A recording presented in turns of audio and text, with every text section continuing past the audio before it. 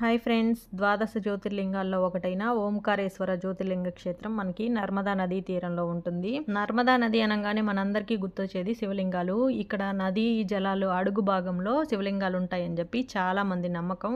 ఎందుకంటే సైంటిఫికల్లీ ఏంటంటే నీటి ప్రవాహానికి అడుగునున్న రాళ్ళు నునుపు తేలిపోయి శివలింగాల్లాగా మనకి అద్భుతంగా కనిపిస్తాయి. ఇక్కడ ఈ పవిత్రమైన నదిలో అడుగు భాగంలో ఉన్న ప్రతి ఒక్క రాయి కూడా శివలింగమే అని జనాలు అయితే నమ్ముతారు. అందుకని ఇక్కడికి వచ్చిన వాళ్ళు ఇలాగా మేము కూడా కొన్ని రాళ్ళనైతే తీసుకొని ఇంటికి తెచ్చుకున్నాము. నమ్మకం ఉన్న చోట రాయిలో కూడా భగవంతుడు ఉంటాడు. దానికి నిదర్శనం అయితే ఇదే. ఇంకపోతే ఇక్కడ స్ట్రీట్ షాపింగ్ లో కూడా మనకి రకరకాల రంగులతో శివలింగాలు అయితే దొరుకుతాయి. ఇక్కడ నుంచి నర్మదా నదిలో చాలా దూరం ప్రయాణిస్తే ఈ పెద్ద పెద్ద శివలింగాలు అనేవి దొరుకుతాయి. చాలా మందికి తెలియదు ఏంటంటే నదికి ఒకవైపు ఓంకారేశ్వరు, రెండో వైపు మమలేశ్వరు, రెండు జ్యోతిర్లింగాలు ఉన్నాయి. రెండింటిని దర్శించుకుంటేనే మనకు సంపూర్ణ దర్శనం అయినట్టు లెక్క అన్నమాట.